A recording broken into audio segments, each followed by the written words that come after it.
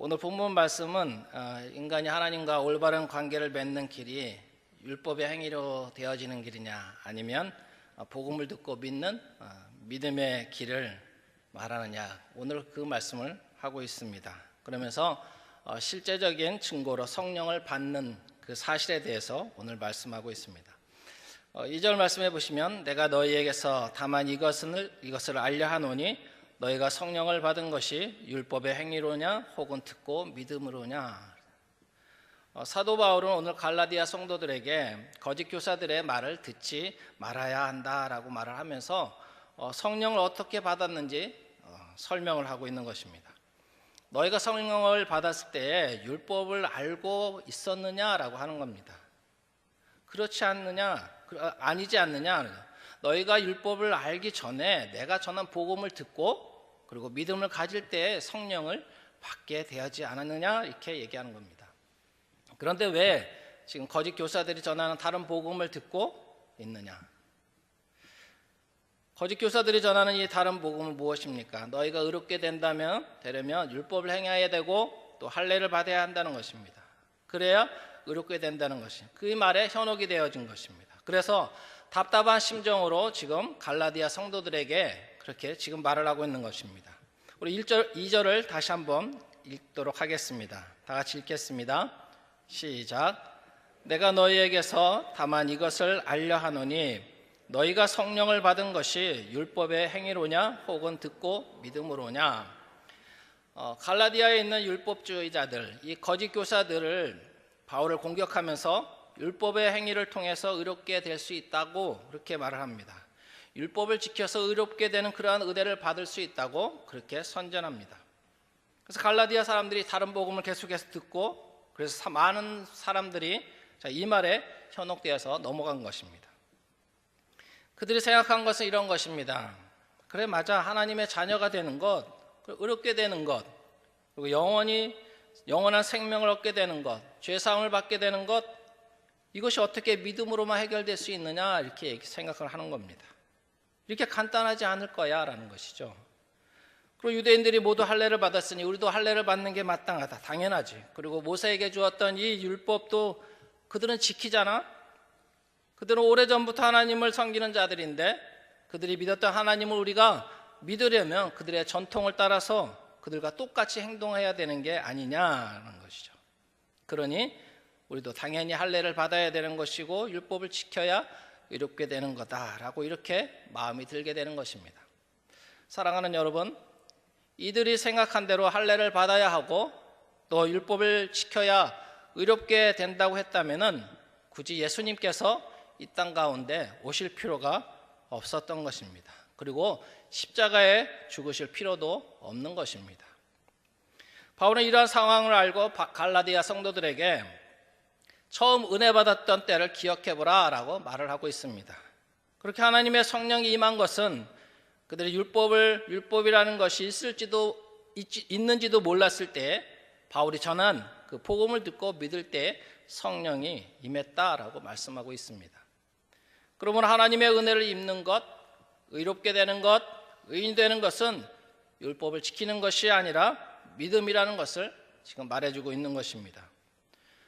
성령을 받는 것은 매우 중요합니다. 천국이냐 지옥이냐, 영생이냐 죽음이냐, 또 하나님의 자녀가 되느냐 마귀의 자녀가 되느냐 하는 것이죠. 요한복음 3장 5절에서 8절 말씀입니다. 예수께서 대답하시되 진실로 진실로 내게 이르노니 사람이 물과 성령으로 나지 아니하면 하나님의 나라에 들어갈 수 없느니라. 육으로 난 것은 육이요 영으로 난 것은 영이니 내가 내게 거듭나야 하겠다 하는 말을 놀랍게 여기지 말라. 바람이 임의로 불매 내가 그 소리를 들어도 어디서 와서 어디로 가는지 알지 못하나니 성령으로 난 사람도 다 그러하느니라.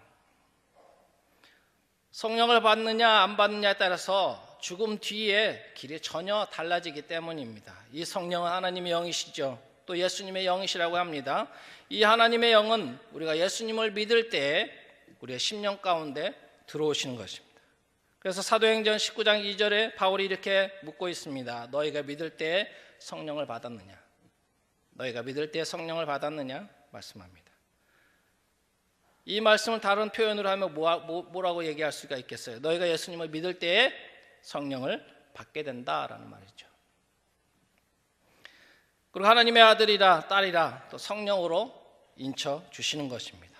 에베소서 1장 13절 말씀입니다. 그 안에서도 너희도 진리의 말씀 곧 너희의 구원의 복음을 듣고 그 안에서 또한 믿어 약속의 성령으로 인치심을 받았으니, 성령으로 도장을 꽝 찍어서 지워지지 않게 하시는 것입니다.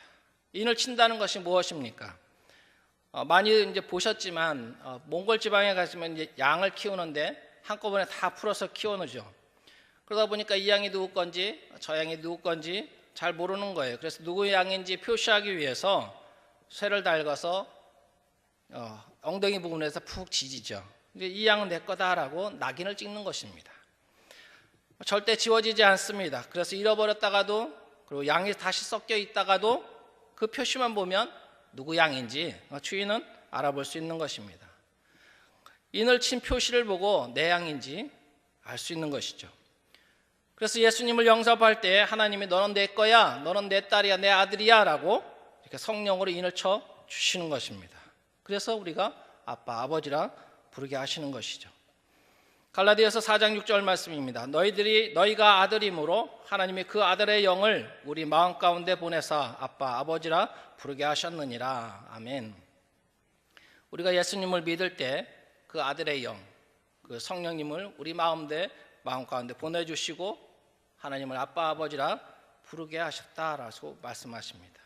예수님의 영, 이 성령님이 우리 안에 들어오시면 우리의 신분이 완전히 바뀌어지게 되는 것입니다. 왜 신분이 바뀌어지는 게 중요하냐? 종의 신분이냐? 그리고 아들의 신분이냐? 이것이 결정되기 때문에 그렇습니다. 그리고 유업을 받을 상속자냐? 아니냐 하는 것이죠. 그것이 결정되기 때문에 그렇습니다. 유산은 누가 받습니까? 아들이 받고 딸이 받습니다. 바로 자녀가 받는 것입니다. 종에게 주지 않습니다. 옆집 아들한테 주지 않습니다. 가끔 노년에 자기한테 잘해주었다고 해서 옆집 사람한테 고맙다고 이렇게 수십억을 주는 그런 경우도 우리나라에는 없고 외국에는 좀 있더라고요. 자녀가 없는 사람이 같이 사는 개한테, 고양이한테 유산을 어마어마하게 이제 상속하는 그런 얘기도 우리 외국의 뉴스로 들었습니다. 아직까지 우리나라에서는 이런 뉴스를 듣지 않았는데 참 다행인 것 같습니다. 그렇지만 누가 따라할지는 좀 두고 봐야 할 일 같습니다. 엄연히 유산은 법적인 상속자가 받게 됩니다. 갈라디아서 3장 29절 말씀입니다. 너희가 그리스도의 것이면 곧 아브라함의 자손이요 약속대로 유업을 이을 자니라. 이 말은 아브라함에게 주시겠다고 약속하신 그 축복을 예수님을 믿고 성령을 받은 자에게 동일하게 주시겠다고 하시는 말씀인 것입니다. 앞에서 잠깐 말씀드렸지만 우리가 율법을 지키고 또 할례를 행하고 하는 그런 행위로 구원을 받게 하셨다면 예수님이 십자가를 지실 필요가 없었다라고 말씀드렸습니다. 예수님이 지신 그 십자가, 이 십자가는 하나님의 사랑이며 동시에 하나님의 진노의 절정입니다. 하나님 앞에서 아담의 후손인 온 인류는 죄인입니다. 왜 그러느냐? 아담은 법적으로 우리의 대표이기 때문에. 우리 대통령이 다른 나라와 무슨 협약을 하고 또 계약을 체결하게 되죠. 그러면 내가 하지 않았어도 어떻게 됩니까? 그 계약이나 협약은 나라와 나라가 또 국민과 국민이 한 것이 되는 것입니다. 우리나라 모든 국민은 그 계약이나 협약에 똑같이 동일하게 동의한 거랑 마찬가지죠. 그래서 그 계약한 대로 우리가 지키며 살아야 합니다. 이걸 어기면 죄가 되고 국제재판을 받게 되는 것입니다.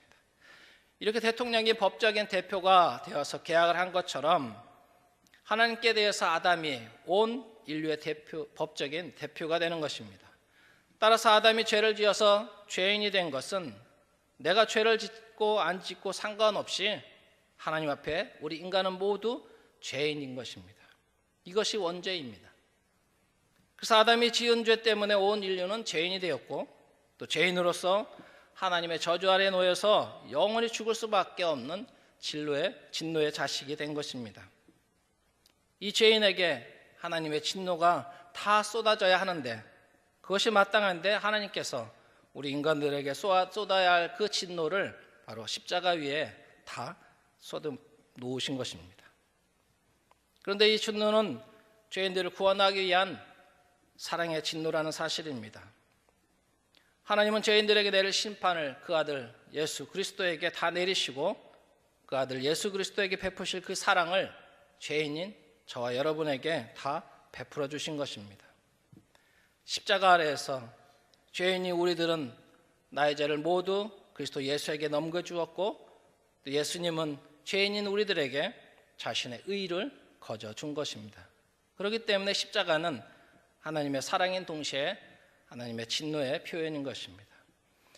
초대교회 때에는 성령의 역사가 믿는 자들에게 누구나 알 수 있을 정도로 그렇게 강하게 나타났습니다. 오순절 마가의 다락방에 임하신 그 성령님은 믿는 자들에게 또 모두 사모하는 자들에게 급속도로 퍼져나갔고 수많은 기사와 이적을 일으키면서 사도행전을 써내려갔습니다. 지금도 우리 가운데 그렇게 역사하고 계신 줄 믿습니다. 이 성령은 우리가 믿을 때에 받게 된다 하시는 것입니다.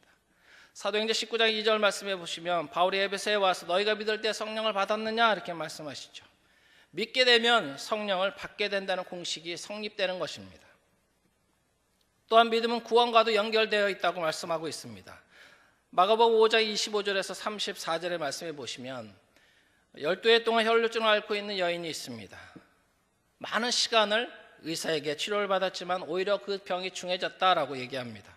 그 후에 예수님의 소식을 듣고 예수님의 옷에만 손을 대어도 내 병이 낫겠다라는 그런 믿음으로 예수님의 옷에 손을 대었을 때 즉시 나음을 입게 됩니다. 예수님께서 무엇을 모를 리가 없죠. 이 일을 행한 여인을 찾으십니다. 그리고 하시는 말씀이 마가복음 9장 34절입니다. 예수께서 이르시되 딸아 내 믿음이 너를 구원하였으니 평안히 가라 내 병에서 놓여 건강할지어다 이렇게 말씀하십니다. 딸아 내 믿음이 너를 구원하였으니 평안히 가라. 내 믿음이 너를 구원하였으니 평안히 가라. 믿음은 바로 구원을 얻는 것입니다. 누가복음 17장 11절에서 19절 말씀해 보면 여기서도 동일하게 말씀하고 있습니다. 예수님께서 예루살렘으로 가실 때 한 마을에서 이제 문둥병, 나병 환자 10명을 만나게 됩니다. 그들이 멀리서 예수님을 보고 이렇게 소리 지릅니다. 예수님이여 예수님이여 우리를 불쌍히 여기소서 우리를 불쌍히 여기소서. 예수님께서 말씀하시죠. 제사장에 가서 내 몸을 보이라. 그들이 가다 깨끗함을 얻게 되어지죠. 그 중에 한 사람이 예수님이 찾아와서 엎드려 경배하고 감사의 인사를 올립니다. 이때 예수님께서 말씀하십니다. 일어나 가라 내 믿음이 너를 구원하였느니라. 이렇게 믿음은 구원을 얻게 합니다. 그리고 덤으로 질병도 치료받게 되는 줄 믿습니다. 그래서 믿음은 모든 불완전한 것을 완전하게 만들어주시는 하나님의 능력이 되는 것입니다. 이 믿음을 지금 사도 바울이 계속해서 말을 하고 있는 것입니다. 행위로 구원을 받는 것이 아니라 믿음으로 받는 것이다 라고 강하게 말씀하고 있는 것입니다. 바울은 계속해서요 6절에서 9절 말씀에 아브라함을 예를 들면서 행위와 믿음 사이의 문제를 증명하고 있습니다. 그리고 아브라함이 믿음으로 말미암아 의롭다함을 얻었다 하고 말씀하고 있고요. 모든 이방인들도 아브라함과 같이 그로 인하여서 복을 얻게 되었고 또 모든 믿는 자들은 아브라함과 함께 복을 받는다 이 사실도 말해주고 있습니다. 6절 말씀입니다. 아브라함이 하나님을 믿음에 그것을 그에게 의로 정하셨다 함과 같으니라. 이 말씀 창세기 15장 6절 말씀에 인용한 것인데 하나님으로부터 이 의롭다 함을 받은 이 아브라함의 믿음을 보면은 바울이 지금 주장하고 있는 이 칭의에 대한 사상을 잘 알 수가 있습니다. 첫 번째는요. 아브라함은 하나님의 언약을 받고서 그것을 굳게 믿었기에 하나님께서 그를 의롭다 하셨다라는 것입니다. 그러므로 믿음이란 이 사람과 언약을 맺고 또 평안을 주는 이 하나님의 말씀을 귀하게 여기고 그 말씀을 그대로 믿는 것입니다. 이 말씀과 올바른 관계를 맺는 것입니다. 두 번째는 아브라함은 하나님께서 후사를 주시겠다라고 약속한 그것뿐만 아니라 그 언약을 초월해서 하나님 자체를 믿는 그 믿음을 가지게 된 것입니다. 그 후사의 약속을 75세에 받았습니다. 근데 이루어진 것은 100세입니다. 25년을 그대로 믿었던 것입니다. 후사를 주시겠다고 하는 것은 물론 하나님 자체를 믿고 하나님을 신뢰한 것입니다. 세 번째는 아브라함은 이 모세의 율법 시대 이전의 사람이죠. 적어도 400년 전 사람입니다. 그런데 율법과는 상관없이 믿음으로써 의롭다함을 얻은 것입니다. 이것은 아브라함이 말년에 이삭을 제물로 이렇게 바치는 행위가 있기 훨씬 전에 하나님을 온전히 믿는 이 믿음이 있었다라는 것을 의미합니다. 그 증거를 한번 보도록 하겠습니다. 창세기 22장에 보시면은 아브라함이 이삭을 번제로 드리려고 이제 모리아 산으로 함께 갑니다. 3일 길을 간 후에 5절에 보면 이렇게 말합니다. 이에 아브라함이 종들에게 이르되 너희는 나귀와 함께 여기서 기다리라. 내가 아이와 함께 저기 가서 예비하고 우리가 너희에게로 돌아오리라. 우리가 너희에게로 돌아오리라. 우리가 너희에게로 돌아오리라.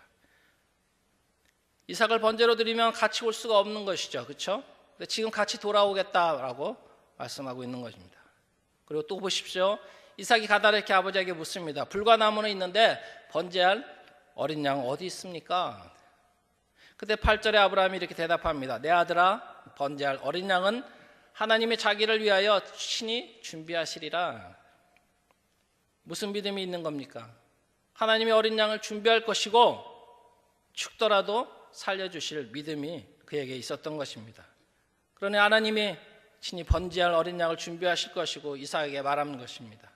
하나님을 믿는 온전한 믿음이 있었다는 것입니다. 이 세 가지가 믿음의 조상이 아브라함의 믿음이었습니다. 행위가 아니라 믿음으로 의롭다함을 어김을 받은 것입니다. 오늘 본문으로 다시 돌아와서요. 갈라디아서 3장 10절에서 14절까지는 이 율법 행위에 속한 자들, 다시 말해서 이 율법주의자들은 그래서 율법을 지킬 수가 없기 때문에 의롭게 될 수 없다라는 것이고요. 따라서 죄인이 받을 저주를 받게 되는 것이다. 율법의 저주 아래 있게 되었다라고 말씀하고 있는 것입니다. 이 율법의 저주를 누가 담당하셨습니까? 그리스도께서 담당하셔서 우리를 속량해 주시고 믿음으로 아브라함의 복과 성령의 약속을 받도록 그렇게 축복하여 주셨음을 말하고 있습니다. 13절 말씀입니다. 그리스도께서 우리를 위하여 저주를 받은 바 되사 율법의 저주에서 우리를 속량하셨으니 기록된 바 나무에 달린 자마다 저주 아래 있는 자가 하였느니라. 율법의 저주에서 우리를 속량하셨다. 우리를 속량하셨다. 이 속량하셨다는 헬라어 보면은 노예를 값주고 사서 그를 다시 해방시켰을 때 사용하는 단어이죠. 노예는 자기 스스로 자유인이 될 수가 없습니다. 반드시 누군가가 도와줘야 합니다. 그리고 값을 치러줘야 합니다. 그게 노예의 신분입니다. 그런데 우리가 바로 그 죄의 종이요 노예라는 것입니다.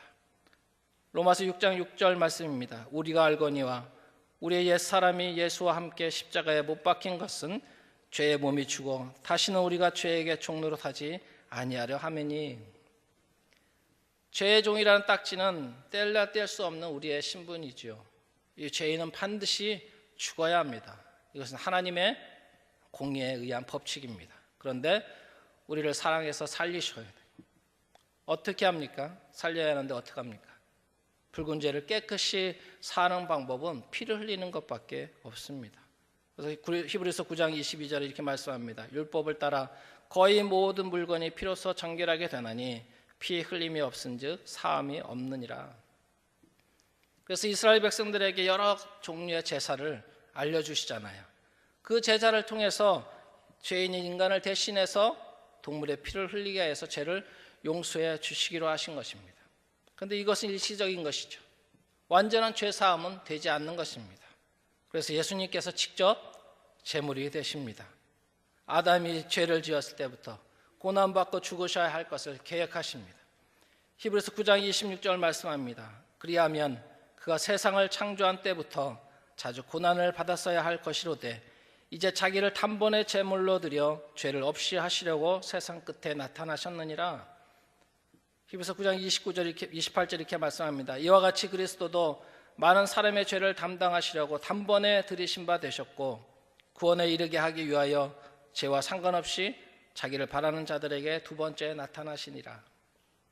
구원에 이르게 하기 위해서 온 인류의 죄를 단번에 해결하시려고 제물이 되신 것입니다. 그래서 그 저주의 상징인 십자가에 달려 죽으신 것입니다. 예수 그리스도께서 자기의 피값을 지불해서 죄의 노예인 우리를 사서 자유의 몸으로 해방시켜 주신 것입니다. 이런 예수 그리스도를, 그 예수 그리스도를 믿음으로 영접한 그 사람들에게 약속하신 성령이 주어지는데, 이 성령은 예수님을 믿고 구하는 자들에게 주시기로 약속한 구원의 확증인 것입니다. 이 성령을 받은 자는 누구든지 하나님의 자녀로 인침을 받게 되는 것이죠. 말씀을 정리하겠습니다.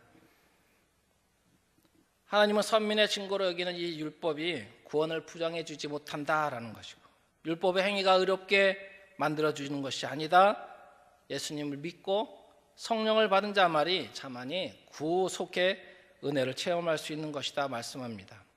이것이 하나님과의 올바른 관계가 성립되는 첫 번째 단추입니다. 따라서 성령을 받은 자, 예수 그리스도를 믿고 영접한 자만이 아브라함의 후손이 누릴 영원한 축복에 참여할 수가 있게 되는 것입니다. 만 백성을 사랑하시는 그 예수님은, 하나님은 예수 그리스도를 믿음으로 구원을 얻고 또 그 증표로 성령을 받아서 구원에 이를 수 있는 영원한 생명의 길을 우리에게 열어주셨습니다. 이 생명의 길을 함께 걸어가시는 저와 여러분이 다 되시기를 예수님의 이름으로 축복합니다.